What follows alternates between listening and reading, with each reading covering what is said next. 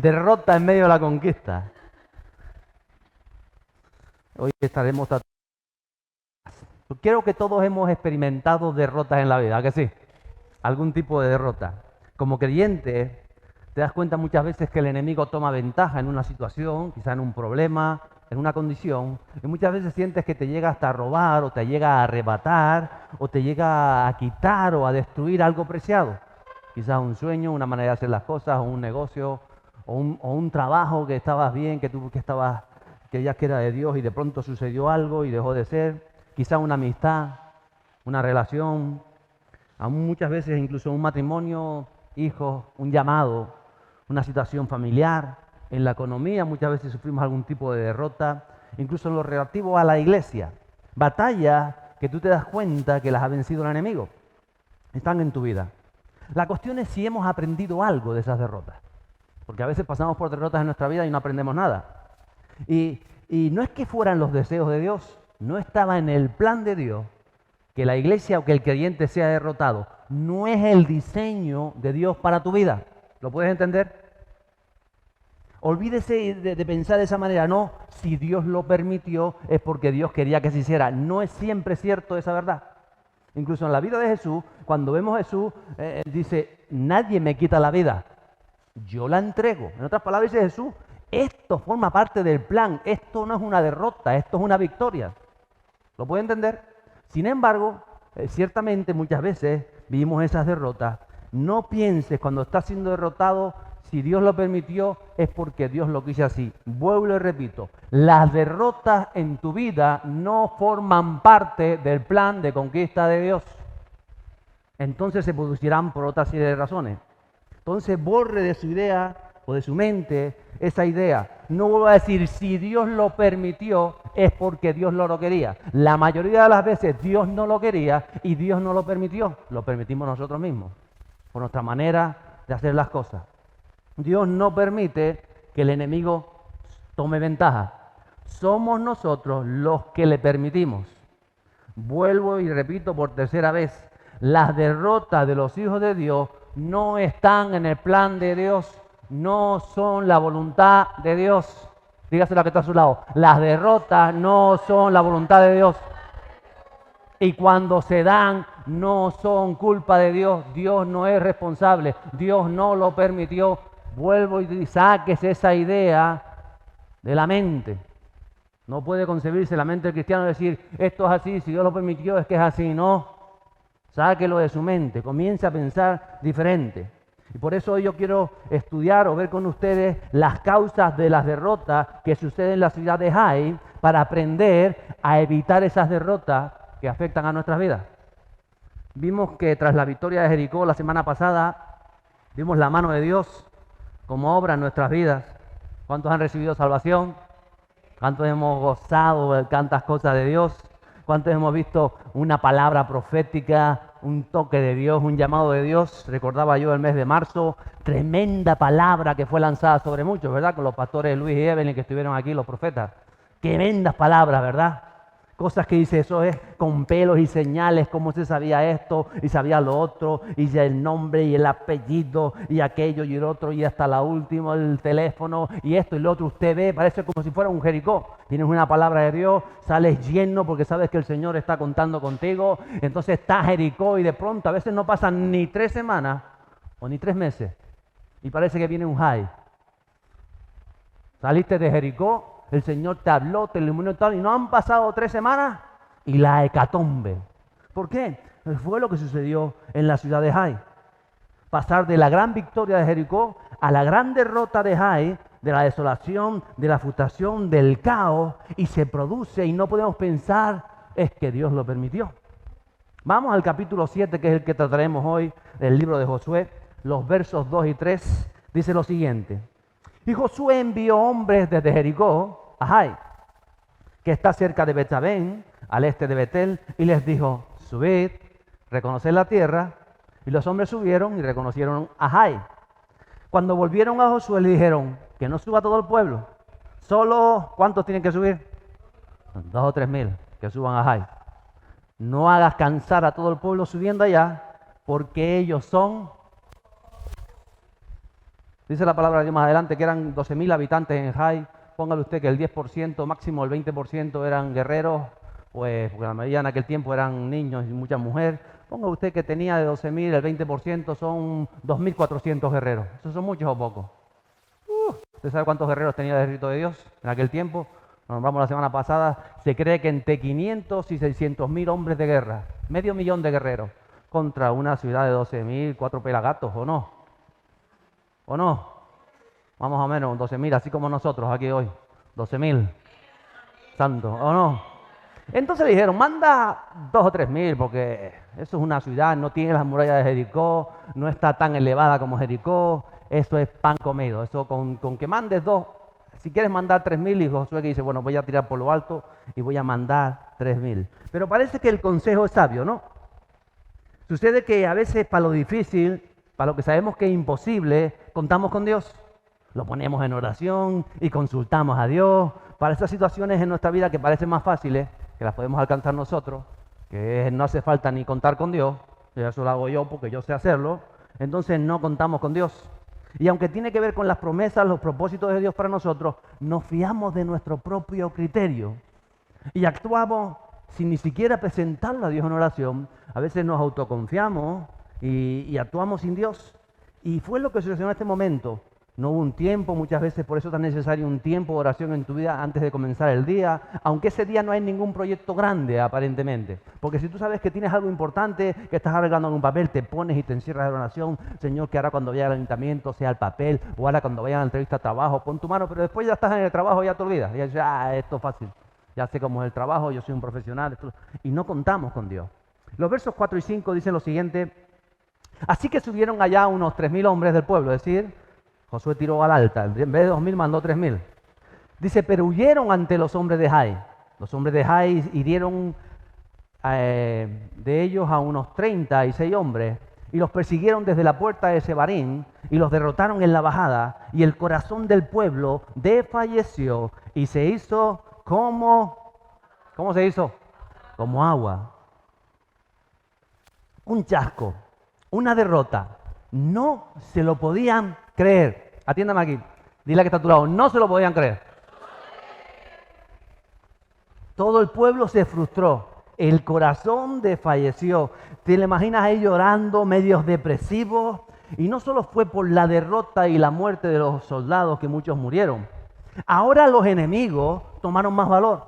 Ahora sabían que el pueblo de Dios no era invencible.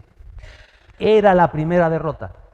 Y si los pocos de Jai, aquella pequeña ciudad que no era como Jericó, que era una ciudad menor, o una aldea en aquel tiempo, pudieron derrotar al pueblo de Dios, los enemigos empezarían a pensar, quizás lo de Jericó fue una casualidad.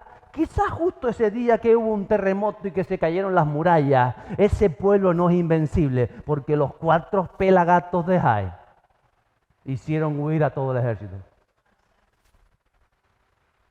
O sea, no solamente que habían perdido, sino que ellos ya sabían que la fama de esa derrota se iba a extender por toda la región de Canaán, y que aquellos que estaban asustados en sus ciudades, como todos los jebuseos, los gabonitas y todas las regiones y todas las ciudades que se habían parapetado como Jericó, ahora vienen a decir, no, vamos a juntarnos que le vamos a hacer la guerra, porque si estos 4 pudieron con ellos, nosotros que somos más pudimos. Entonces el enemigo se crece. Y ya estamos hablando de guerra espiritual, donde el enemigo, Satanás y lo que se mueve en el mundo se crece cuando te ve a ti derrotado. Y me sorprende porque todo lo que en ese momento habían alcanzado, de pronto se fue al traste. ¿Dónde está el Josué fuerte y valiente que leímos en el capítulo 1? ¿Dónde está? Fuerte y valiente. Sé fuerte y valiente. ¿Cuántas veces lo dijo?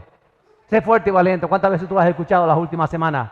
Todas las semanas lo he contigo. Aquí usted lo ha repetido conmigo. Sé fuerte y valiente, ¿o no? Sé fuerte y valiente, ¿o no? Fuerte. ¿No está Josué el fuerte y valiente llorando ahora acobardado? ¡Ay, nos han perdido! ¡Ay! ¿O no? ¿Te ha pasado o no te ha pasado? Santo. ¿Dónde está la actitud de conquistador que hablábamos la segunda semana? Esa actitud de conquista que tiene que haber en el corazón, de echar para adelante si hay oposición. Pero ¿dónde está?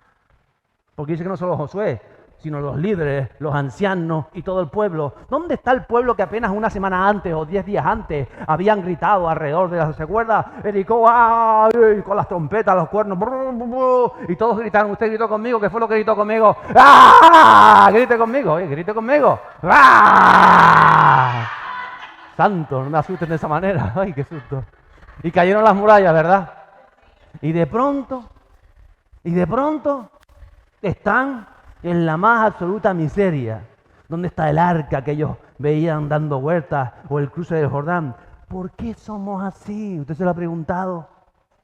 Pasamos de santo, el culto estuvo tremendo, sales tú eufórico, la unción, el Señor, yo tengo, sí, ¿dónde recibí? Llegas a casa, tienes una disputa con tu mujer ahí almorzando, no ha pasado una hora del culto y ya te cierras en banda, y pues ya me voy con los chiquillos para allá, y no sé cuánto, y como agua. Ya le pasó a Josué. Dile que está a tu lado, tranquilo. Eso le pasa a todo el mundo. Pero a Josué, el fuerte y valiente, el hombre aquí estaba ahí. Que había también le pasó a Josué. Te puede pasar a ti si no te ha pasado. ¿O no? Ay. Versos 6 a 9. Entonces Josué rasgó sus vestiduras. Mira, rasgar sus vestiduras que si ahora me rompiera los botones aquí. Tengo camisilla abajo, no pasa nada. Me los rompo. No, que después los tengo que coser. Me rompiera los botones. Dice, se postró su rostro en tierra. Es decir, se tumbó en tierra delante del arca del Señor. Hasta el anochecer, él y los ancianos de Israel. Y echaron polvo. Se ponían a poner tierra y ceniza de carbón. Se lo tiraban encima. ¿Se imagina todo lleno de ceniza? Como si estuviera ahora lloviendo en Tenerife ceniza, pero eso todo lleno hasta arriba. Esa era la forma en que ellos hacían luto o mostraban pesar. Y llorando, ¿y por qué, Señor? Y Josué, verso 7, dijo, Señor Dios, ¿por qué hiciste pasar a este pueblo el Jordán para entregarnos después en manos de los amorreos y destruirnos? Ojalá nos hubiésemos quedado propuesto a habitar al otro lado del Jordán. Señor, ¿qué puedo decir? Ya que Israel ha vuelto la espada ante sus enemigos, porque los cananeos y todos los habitantes de la tierra se enterarán de ello y nos rodearán y borrarán nuestro nombre de la tierra. ¿Y qué harás tú por tu gran nombre? Todo un Josué lamentándose como un bellaco, ¿o no?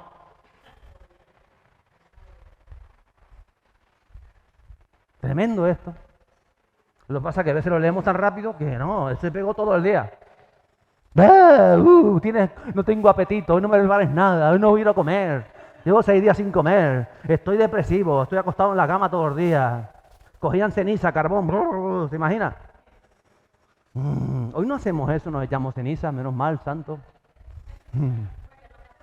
Hoy le echamos la culpa al gobierno, porque el gobierno es el culpable, porque si el gobierno hubiese limpiado los montes, y el gobierno es un golfo. Y si no es el gobierno porque te queda muy lejos y no te escucha, entonces dices, no, es la esposa que me diste, la esposa, porque la suegra, las suegras sí son las culpables de todo. Porque las suegras parieron a tu mujer, o a tu marido, ¿o no? Pensamos que todo el mundo es la culpa. Y el pastor, porque el pastor no tenía que haber dicho eso, pero el pastor. Actuamos diferente. Pero es el mismo sentimiento de frustración, de derrota, de pérdida, donde despotricamos, nos quejamos unos de los otros, nos quejamos de nosotros mismos, incluso en el fondo estamos diciendo, Dios, la culpa es tuya. Porque tú nos hiciste venir aquí. La culpa es tuya. Porque tú me podías haber dicho otra cosa. La culpa es tuya. Y decimos, me has abandonado el Señor. ¿Y qué decir esto? ¿Dónde estás, Señor? No te veo. ¿Se lo ha dicho cuántas veces se lo ha dicho está el Señor? ¿Dónde estás que no te veo? Y miras para todos lados. ¿O no? ¿Y está o no está? Lo que pasa muchas veces nosotros somos sordos y ciegos, pero siempre ha estado. Le puedes decir, no te veo actuando en mi matrimonio, no veo que estés actuando en mis hijos, en mis proyectos empresariales, no te veo actuando en la familia, y qué de la unción sobre mi vida, y qué de esa iglesia poderosa, y qué de mi sanidad si sigo con las mismas, qué de esta isla, qué de las almas, y empezamos a hacernos en plan quejicoso un montón de preguntas. Ojalá nos hubiéramos quedado en otro lugar. Y después, como Josué, ya lo ponemos a él en el paquete. Ya no por mí. ¿Y qué harás tú por tu gran nombre? Porque esto es cosa tuya. ¿O no? Porque esto no tiene que ver conmigo. Yo no lo digo por mí, yo lo digo por ti, Jesús. ¿O no? Ay, cómo nos gusta aparentar lo que no somos. Y nos decimos, es que el enemigo tiene más poder que Dios. Es que las luchas, el mundo, Satanás, las circunstancias son más fuertes que tu pueblo y que la palabra de Dios y pueden contra nosotros. Pero Josué está diciendo, a los hechos me remito, hemos sido derrotados. Esa es la gran verdad. Al final le tengo delante de la mesa los papeles del divorcio. Mira, lo estoy viendo, esa es la realidad. O al final veo que mi hijo pasó esto, pasó lo otro, esa es la realidad. O mira, aquí tengo ya la carta de despido del trabajo, 12 años aquí trabajando, 20 años, y la empresa quebró, ni indemnización, ni nada. Aquí tengo la necesidad económica, aquí tengo la necesidad del casero, búscate otra casa, y aquí tengo los papeles, y ya una demanda, porque aquí tengo, lo veo in situ, coges los papeles y lo estás viendo, y dices, estos son los hechos, Señor. ¿Dónde está tu mano poderosa? A mí qué me importa, como decía uno, Josué, ni Noé, ni Moisés, ni Pedro, ni nadie. Dice, esta es lo que yo estoy viviendo ahora. ¿Dónde está, Señor? Claro, no te importa Josué, pero es que vas a vivir lo mismo que vivió Josué. Por eso si aprendes de él, vas a vivirlo de otra manera, para que puedas ver la victoria de Dios. Santo, gracias. Pero lo más que me gusta es esa manera que tiene Josué de meter a Dios, ya no por mí. Por tú, Jesús, porque tú fuiste el que prometiste que nos haría la victoria. ¿Dónde está tu nombre? Ah, si esto no tiene que ver conmigo. Y ahí lo veo. Y veo a Josué y a un liderazgo y a todo un pueblo intentando darle penita a Dios. A ver si por pena Dios hace algo. ¿No te da pena que ahora vaya a quejar mis hijos y toda esta historia el divorcio por medio? ¿No te da pena de mis hijos que se van a quedar sin padre, que tal? ¿No te da pena que ahora, no te da pena, a Dios no le da pena? Dios es un Dios misericordioso, pero no un Dios penoso. Son dos cosas diferentes. Pero veo a un Josué que llega hasta ese punto en su desesperación, como si todo lo de atrás lo hubiera olvidado desde que salió hacía 40 años de Egipto, y porque una derrota ante los de Jai saca todo lo que tiene él dentro. Versos 10 a 12, están esperando que Dios haga algo, y mira lo que hace Dios. Y el Señor le dijo a Josué, levántate, ¿por qué te has postrado el rostro en tierra? Si solo diríamos ahí, ¿por qué se postró el rostro en tierra? ¿Por qué fue? ¿Por la derrota? ¿Por lo que iban a empezar los enemigos? Pero Dios le dice, ¿eso es razón para postrarte? Verso 11, le dice, Israel ha pecado y también ha transgredido mi pacto que les ordené, y hasta han tomado de las cosas dedicadas al anatema, y también han robado y mentido, y además las han puesto entre sus propias cosas. No pueden pues los hijos de Israel hacer frente a sus enemigos. Vuelven la espada delante de sus enemigos, porque han venido a ser anatema. Anatema es malditos. No estaré más con vosotros a menos que destruyáis las cosas dedicadas al maldito de en medio de vosotros. Le está diciendo Dios a Josué, cuando está en esa... Ay, porque Josué no le da penita. Digo, Dios no le da penita a Josué. Le dice, levántate, pedazo de gandul. Eso ya lo inventé yo, ¿no? ¿O no? Porque todos esperamos que como Dios es tan bueno, nos tiene que decir las cosas, porque la gente se ofende por cualquier cosa, ¿no? El que es un gandul dice, mira, tú eres un gandul. Ay, me estás llamando gandul, me estás ofendiendo. Y si eres un gandul, ¿qué quieres que te diga? ¿Que eres trabajador cuando te veo que eres un gandul? Quizás pueda decirlo de otras maneras, pero hay que traer yo 3 veces y no hace caso. Entonces, vemos a Dios que le habla y parece que le echa la bronca, le dice, levántate. Levántate, en otras palabras le está diciendo Dios, porque me has atado las manos. ¿Se le pueden atar las manos a Dios? De alguna manera sí. Dios no podía intervenir porque ellos habían roto el pacto de protección de Dios, porque estaba en presencia de pecado. Hay creyentes que esperan la ayuda de Dios, la protección de Dios, cuando están practicando consciente, o muchas veces, como en este caso Josué, inconscientemente, el pecado. Quieren que Dios les defienda de la maldad, de las tinieblas, de las cosas que están operando en su vida, de los enemigos que tienen controlados áreas de su vida, cuando no permiten al Espíritu Santo intervenir porque están en oposición frontal contra el mover y el sentir del Espíritu Santo. Entonces las cosas no se dan. Entonces cuando uno está en una situación de derrota, tendrá que hacerse muchas preguntas. Pero no decirle, Dios, tú lo permitiste. No, Dios no permitió la derrota. La derrota es causa de una actitud que está sucediendo en el pueblo de Dios y en la vida de Josué y de los líderes. Por eso le dice el verso 13, por segunda vez le dice otra vez, levántate. ¿Qué le dice? Levántate. Y aquel todo lleno de ceniza, todo negro. Levántate. ¿Qué estás haciendo ahí? ¡Ay, derrota! No me quiere, me digo, me abandonó, mira los papeles, ¡ay, no me quiere! ¡Levántate! ¿Se imagina? Porque no creo que dijera, ay, Josué, levántate, mi niño, levántate, que son las 2 de la tarde y todavía estás acostadito en la cama y despacito. No, yo creo que le dijo, levántate. ¿O no le dijo, levántate? Josué se puso, encima va a caer la bronca. Y le dice, consagra al pueblo y di, consagraos para mañana. Porque así ha dicho el Señor, Dios de Israel, hay maldito en medio de ti, oh Israel. No podrás hacer frente a tus enemigos hasta que quitéis la maldición de medio de vosotros. Y le dice por segunda vez, levántate. En otras palabras, muchas veces nos dice Dios, y usted tiene que entenderlo hoy, para salir de esa condición en la que está o la que posiblemente subirá las próximas semanas en su vida, Dios te está diciendo, no es mi culpa. No soy yo el que tiene que hacer algo, no es Dios el que va a actuar, eres tú el que has hecho las cosas mal, eres tú el que tienes que cambiar si quieres ver el favor y el mover de Dios, la bendición de Dios para tu vida, porque el problema no es que Dios no tenga poder para hacer las cosas, el problema es que tú le atas las manos a Dios. Y eso es lo que está diciendo Dios a Josué. Porque ya está bien que digamos, no, yo estoy esperando que Dios haga algo, y Dios de arriba dice, mira, las manos las tengo atadas. Si no cambias esa actitud, esa manera de hacer las cosas, si no sacas eso de tu mente, de tu corazón y de tu espíritu, Dios jamás verás el milagro de Dios.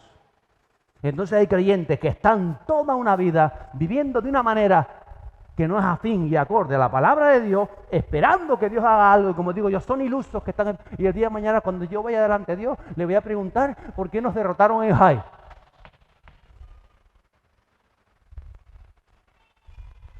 Cuando la pregunta está mal hecha, ¿por qué no veo la mano de Dios en esta situación? Y tengo que mirarme a mí, no tengo que mirar a Dios, porque Dios me quiere ayudar. ¿A quién tengo que mirarme?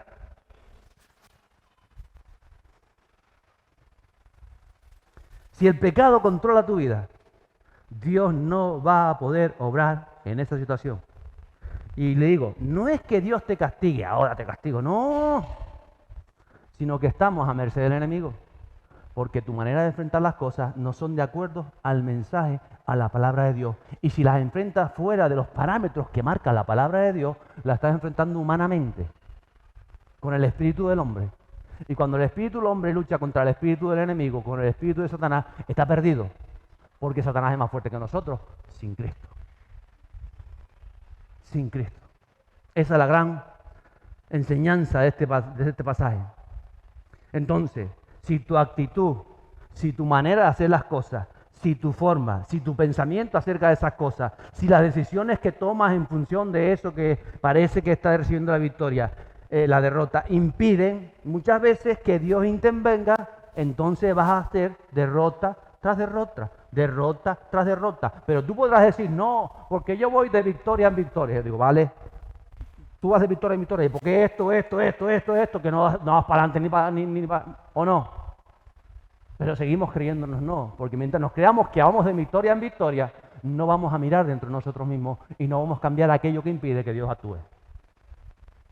Y podemos pasar toda la vida creyéndonos que estamos haciéndolo bien, porque no somos como Josué y decimos, vamos, ¿qué hay que hacer? Levántate, dígate a tu lado, levántate. Gracias, Jesús. Dios le dice a Josué, pero es que no depende de mí, cabezón.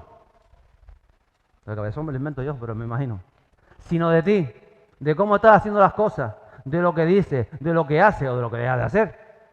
Y no porque yo no sea fiel a mis palabras o a mis promesas para contigo, o a lo que yo preparé para ti. Yo no que no sea fiel a tu matrimonio, a tus hijos o a la iglesia. Es que depende de que sus vidas no se han santificado. Y por eso dijo, santifiquen sus vidas si quieren ver el mover del Espíritu Santo. Versos 14 y 15. Y le dice Dios, por la mañana os acercaréis, pues, por tribu. Y será que la tribu que el Señor señale se acercará por familia. Habían 12 tribus, cada tribu serían su familia. Y la familia que el Señor señale se acercará por casas paternas. Y la casa que el Señor señale se acercará hombre por hombre. Y será que el hombre que sea sorprendido con las cosas dedicadas al maldito será quemado, él y todo lo que le pertenece, porque ha quebrantado el pacto del Señor y ha cometido infamia en Israel. La cuestión es que el pacto con el Señor había sido quebrantado. Y por eso el Señor no podía defender al pueblo de Dios. Por eso se producían derrotas. No era porque Dios lo permitió, no, Dios no la permitió. Dios, en el momento que tú comienzas a hacer las cosas a tu manera, fuera del plan de Dios, del propósito de Dios, y eres cabezón y sigues a tu manera, a tu manera, a tu manera, a tu manera, por mucha fe que tengas, porque lo más que le sorprendió a Josué es que ellos tenían fe en que iban a conquistar Jai y salieron todos corriendo y recibieron la mayor derrota en la tierra prometida. Pero tenían fe, una fe tremenda en que iban a ganar, ¿o no? ¿La tenían o no la tenían? Pues aquí no depende la fe. Porque si no hay un pacto con Dios, la fe no sirve. La fe es la que te lleva a hacer las cosas bien y a hacer las cosas coherentes con la palabra de Dios. Los versos 16 y 18 hay un cribado del pueblo, lo que estamos viendo ahí, y es que tenemos que mirarnos adentro, decir qué estoy haciendo mal, en qué estoy fallando yo, dónde no he contado con Dios o dónde he roto yo el pacto para no ver la mano de Dios actuar. Porque vuelvo y digo, de Dios no es la culpa. Dios no es responsable, Dios no permite las derrotas son por causa de nuestra manera de hacer o de ser las cosas. ¿Capito? Lo agarro, muy bien. Versos 20 a 21. Cuando hacen este cribado, versos 20 y 21, y Acán respondió a Josué y dijo, en verdad he pecado contra el Señor Dios de Israel, y esto es lo que he hecho. Cuando vi entre el botín un hermoso manto de Sinar y 200 siclos de plata y una barra de oro de 50 siclos de peso, los codicié y los tomé. Y aquí están escondidos en la tierra dentro de mi tienda y la plata está debajo. Ahora, después del cribado, es cuando al parecer un hombre, un tal Acán, que no era una persona neófita, es decir, un recién convertido, que era uno de los guerreros de Israel que habían dado las 13 vueltas a Jericó, en silencio, ¿verdad? Que era un hombre que tenía una familia, que era un hombre de posición, que después veremos que tenía bueyes, ovejas, vacas, o sea, era alguien, era un líder de la congregación. Era alguien de peso. Y ahí estaba Acán. Y cuando empiezan a hacer el cribado y Dios señala, porque se tiraban dos piedras que era el Urim y el Tunim, y decía, bueno, si salen las dos es que sí, si salen una para arriba y otra para abajo es que no. Entonces decía, a ver, ¿de qué tribu es? Tiraron, la tribu de Judá aquí. A ver, ¿de qué familia es la traía? La familia de no sé quién, de Sila, ¿verdad? Los de Sila aquí. A ver, de los de Sila, ¿de qué patriarca es? ¡Pum! Del patriarca Acán aquí. Así se hacía. Y hasta que no fue confrontado por nombre, el tío no dijo, bueno, tengo que confesar que fui yo. Lo que dice Josué, el capítulo anterior que vimos la semana pasada, decía, pero vosotros, el capítulo 6, guardad el corazón y no cuidéis ni toméis nada de las cosas de Jericó, para no maldecir el campamento de Israel y traigáis desgracia sobre él. Ya Dios le había dicho, lo había prevenido. Dice, todo el oro, toda la plata, todo el bronce, todo el hierro que estén en Jericó, están consagrados y pertenecen al Señor y entrarán en el tesoro del Señor. Es un mensaje claro, como el mensaje de Jesús para nosotros. Es un mensaje claro. Jesús dice, ámense los unos a los otros. ¿Lo dice o no lo dice? En esto conocerán que son mis seguidores, en que predicarán la palabra. ¿En qué? ¿En que se sabrán los 66 libros de la Biblia? No. ¿En qué? ¿En que sacarán un 10 en el examen de Génesis? No. ¿En qué conocerán que son mis seguidores? Palabras claras, marcadas por Jesús la última noche a los discípulos, en que se amen los unos a los otros. Pero resulta que yo tengo un roce en la iglesia con el otro, o con el otro de otra iglesia. Y es un roce y yo no lo puedo ver. Pues así sabes tú si eres seguidor de Jesús o no. En otra cosa, respétense, dice el Señor, ¿verdad? Si tu hermano te ofende, ¿y quién no se ofende? ¿Qué hay que hacer? Gestionar la ofensa, perdonar, seguir adelante, avanzar, no menospreciar. Todo eso es el mensaje de Jesús. Asume tu desafío, sé valiente, ten intimidad con el Espíritu Santo, confiesa cuando te tantas cosas. Pero este hombre, este guerrero, este creyente de la iglesia de aquel tiempo, él decidió robarle a Dios. Porque ese es el gran delito. Le estaba robando a Dios. Y por supuesto que hoy no voy a hablar yo de los diezmos. Pero este Acán decidió quedarse con lo que le pertenecía a Dios. Y Dios había dicho, eso lo pondrás en el tesoro del tabernáculo, en el tesoro del Señor. Pero sucedió que Acán se quedó con el oro, se quedó con la plata que le pertenecía al Señor. Y como nadie lo sabe, y como nadie se entera, y como tampoco pasa nada, porque ya en Jericó se sacó un montón de oro de la ciudad. Era ciudad real, era ciudad grande. Imagino la corona del rey. Habían tesoros en Jericó. Era una ciudad cosmopolita, era una ciudad comercial entre todo lo que es la franja de Babilonia con el Mediterráneo. Mucho comercio, había oro, había plata en abundancia, había bronce, había hierro que era tan importante en aquel tiempo. Y el Señor dice, todo eso para el tesoro real. Pero llegó Acán y dice, ay, porque yo me quedé con 2 lingotitos, no pasa nada. ¿O no?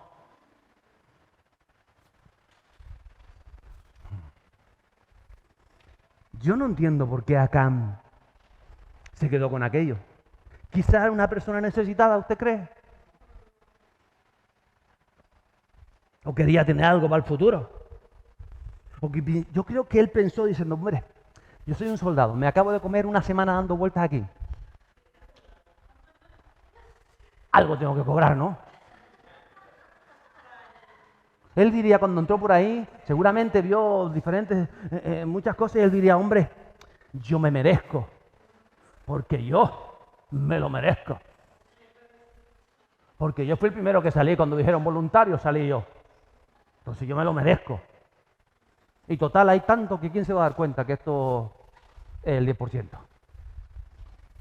Encima se pone en oculto, se pone sin nombre. ¿Quién se va a dar cuenta? ¿Quién se va a dar cuenta de que esto...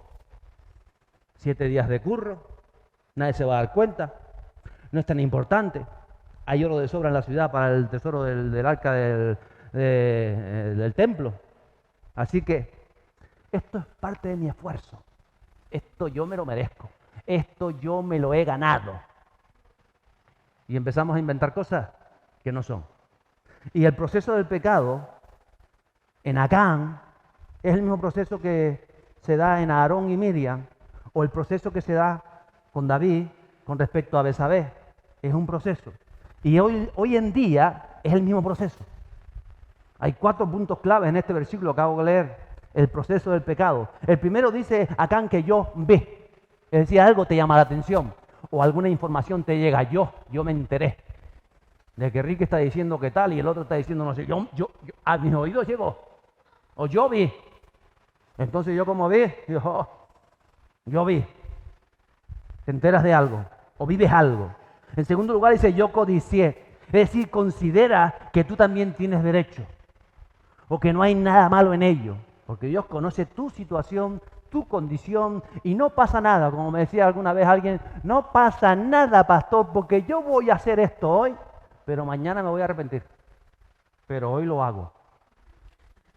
A veces lo pensamos así. No lo decimos tan claramente, pero bueno. Hoy yo le pongo la trompa a mi mujer, que mañana la arreglaremos, pero hoy para fastidiarla. ¿O no? En tercer lugar dice, vi, codicié y tomé, es decir, pasé a la acción. Y como digo, siempre nos excusamos, siempre lo justificamos, porque encuentras motivos que parecen justos y nobles. Y en realidad lo que está haciendo tu corazón es pervirtiendo la palabra que Dios te ha dado, o la palabra de Dios. Porque Dios había sido claro. Josué se puso antes de ir a Jericó. Recuerden, en Jericó no cojan nada, nada, ni un alfiler. Está todo consagrado al anatema. Todo va a ser quemado, todo va a ser enterrado. Solamente el oro y la plata. Pero no solamente él se quedó con el oro y la plata. Él también vio un bonito manto babilónico de Sinar, posiblemente bordado en oro y en toda aquella plata. Y él diría, ay, ¿para qué vamos a tirar este manto tan bonito? ¿Para qué lo vamos a pegar fuego? Si esto me lo puedo dar yo y mi mujer se va a quedar más contenta que la samba cuando se le ponga esto. Además que va a ser nuestro aniversario de casado, 25 años, esto es lo que ella se merece. Porque nos hacemos toda una idea en nuestra mente. Porque en realidad lo que estamos haciendo es que no valoramos la palabra de Dios. Si Dios te dice, ama a tu hermano, ¿qué tienes que hacer? Pero es que cómo voy a amar a mi hermano, si me llamó feo, si me dijo, si no me hizo, si no hay que lo aguante. Ya empezamos a inventar y tienes 1000 razones para pasar de tu hermano. Pero ese no es el mensaje. Y después hay una derrota en tu vida y dices, ay, ¿y por qué esta derrota, Señor, tú lo permitiste? Y dices, no, cabezón, no lo he permitido. Comienza a amar a quien tienes que amar para que veas que yo actúo donde tengo que actuar. Es tan fácil la palabra de Dios. Y por eso el Espíritu Santo está ahí para enseñarnos. Y lo cuarto que dice este hombre, dice, y está escondido. Está escondido. Ahí lo tengo enterrado dentro de la tienda de campaña, en el mismo centro está. Hasta yo pensé, a ver si vamos a movernos para otro lado, a ver cómo lo saco sin que se den cuenta. Está escondido. No lo haces público. Te avergonzarías que fuera público. Lo hablas a escondidas. Buscas a quien te apoye en ello y lo escondes. Porque alguien más lo sabía. No solamente Acán. Versos 22 a 25. Y Josué envió emisarios y fueron corriendo a la tienda. Y he aquí el manto estaba escondido en su tienda con la plata debajo. Y lo sacaron de la tienda, lo llevaron a Josué y a todos los hijos de Israel y lo pusieron delante del Señor. Entonces Josué y con él todo Israel tomó a Acán, hijo de Zera, la plata, el manto, la barra de oro, sus hijos, sus hijas, sus bueyes. Una persona que era pudiente, tenía bueyes, sus asnos, sus ovejas, su tienda y todo lo que él pertenecía, los llevaron a un valle cercano, al valle de Acor. Y Josué dijo, ¿por qué nos has turbado? El Señor te turbará hoy. Y todo Israel los apedreó y los quemaron después de haber sido apedreados. Tremendo.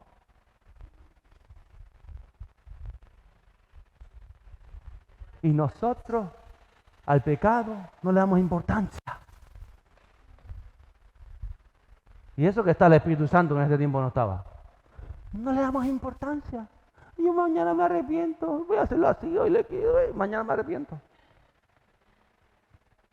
La familia de Acán fue considerada cómplice y conspiradora con él, porque de alguna manera ayudaron a encubrir su pecado.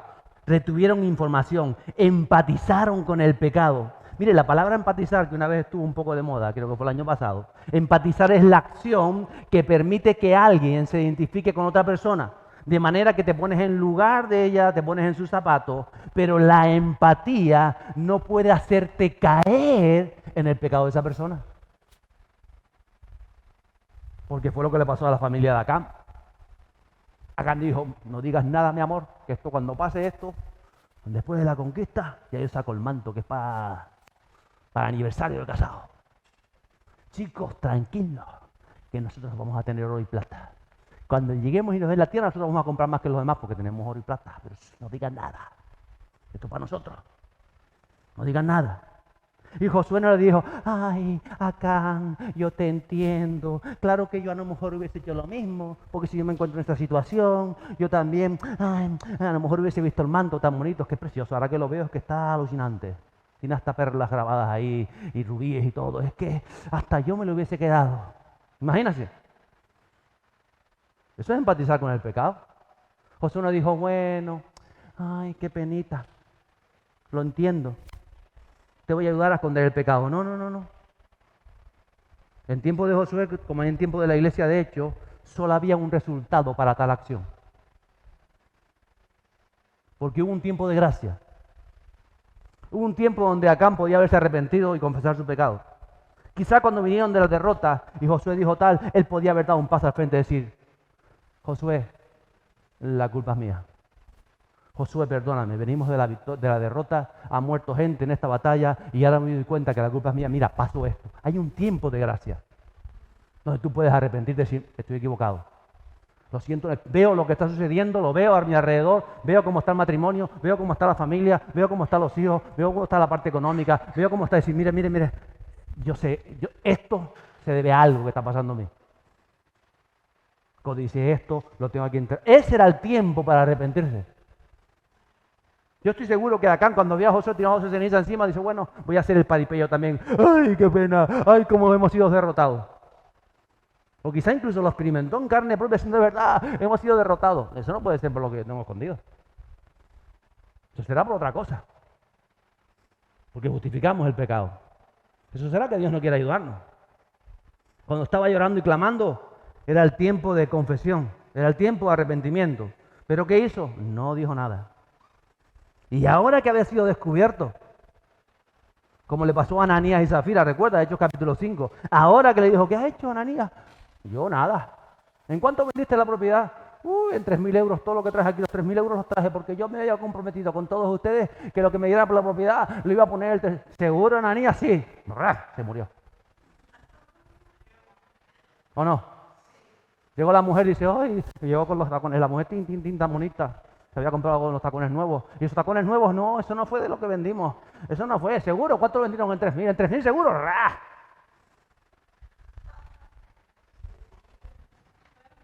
No le damos importancia al pecado. No le damos importancia al pecado hoy en día. Porque si hablas del pecado, la gente se puede ofender. Pero si hay pecado, no hay avivamiento. Si no hay pecado, hay derrota en tu vida. No puedes vivir en la misma condición. Somos una iglesia que somos llamados a lo que somos llamados. No puedes adorar al Padre en espíritu en verdad cuando vives como quieras vivir. No esconda aquello. Las 5 vírgenes insensatas, lo mismo. El pecado serio. Las actitudes, las maneras, las decisiones que usted toma en su vida como creyente son serias.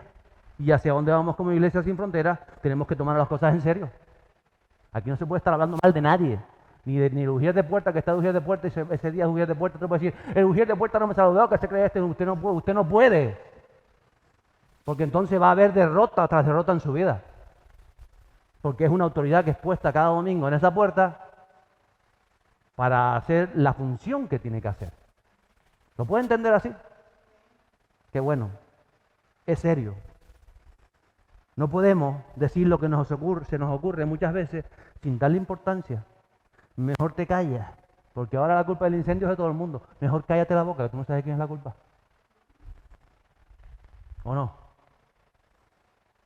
Mejor silencio, para que no te encuentre Dios luchando contra lo que le está haciendo.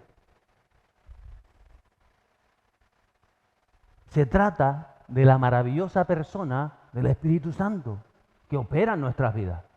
Y de incalculable valor de la sangre de Jesús. Se trata de tu vida, se trata de la vida de tus seres queridos y se trata de las almas de esta vida, de la isla.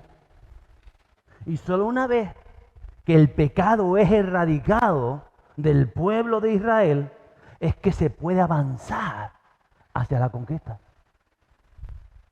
Entonces, a veces hay derrotas en tu vida, una y otra, y no ves, y le estás diciendo, Señor, ¿qué haces? ¿Por qué no te veo? Y el Señor te dice, porque tengo las manos atadas. Y tienes que consagrarte, tienes que hacer las cosas bien, tienes que pensar diferente, tienes que hablar diferente. Lo que yo te dije, lo que yo te dice, vas a tener que hacer esto. Quizás vas a tener que ponerte en autodisciplina y disciplinar tu vida, porque es una vida y esto y lo otro. Pero Dios te va a hablar, porque nos habla, porque a Josué le habló. ¿O no? Y a nosotros nos habla de una y de mil maneras. Y tú tendrás que mirar y no decir diciendo, pues si es lo que Dios quiere, no es lo que Dios quiere. La derrota no está en el plan de Dios para tu vida. Si estás siendo derrotado, si no levantas cabeza, si vas más para atrás que para adelante, es porque algo está fallando en tu corazón. Y queremos verlo para poder erradicarlo. Y gracias a Dios hoy no nos van a apedrear. Pero sí te va a decir, vete y no peques más.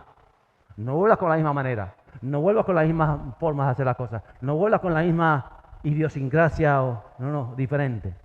Y una vez que uno entiende que el que está fallando es uno, entonces comienza a hablar diferente con Dios. No es mi mujer que siempre me está haciendo la vida imposible. No es tu mujer, cabezón. Eres tú que no te estás manejando por los principios del reino. No son tus hijos, no hay manera que lo entiendas. Sí son mis hijos que el enemigo los tiene. Y no son tus hijos. Es la manera que tú tienes de moverte hacia tus hijos que no estás siguiendo los principios del reino. No es el jefe del trabajo.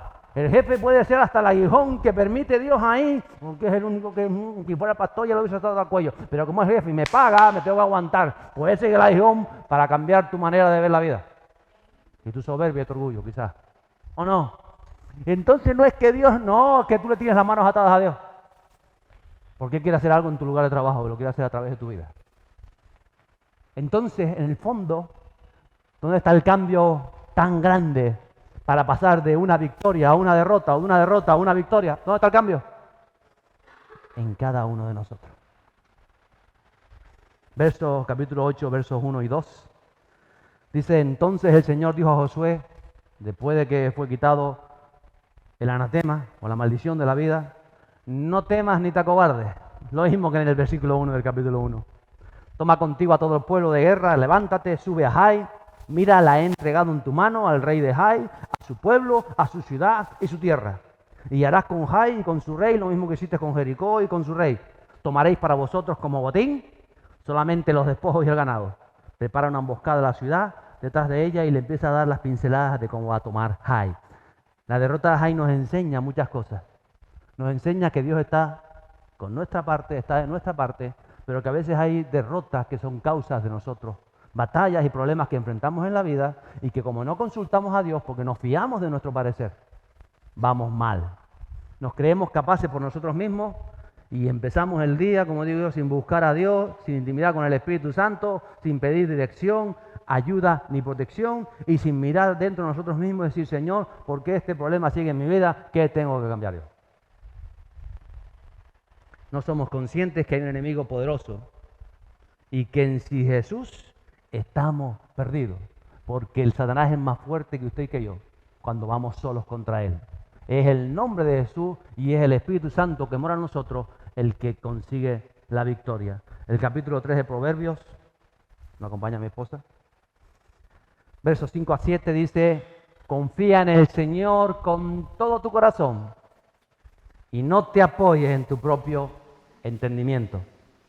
Reconócele en todos tus caminos y Él enderezará tu senda. Porque, amada iglesia, hay sendas en nuestra vida que están torcidas. Y tenemos que reconocer su palabra y reconocer lo que Él quiere hacer con nosotros para enderezar esas sendas. Y el verso 7, no seas sabio a tus propios ojos, teme al Señor y apártate del mal. Josué no consultó a Dios para subir a Jai y fracasó.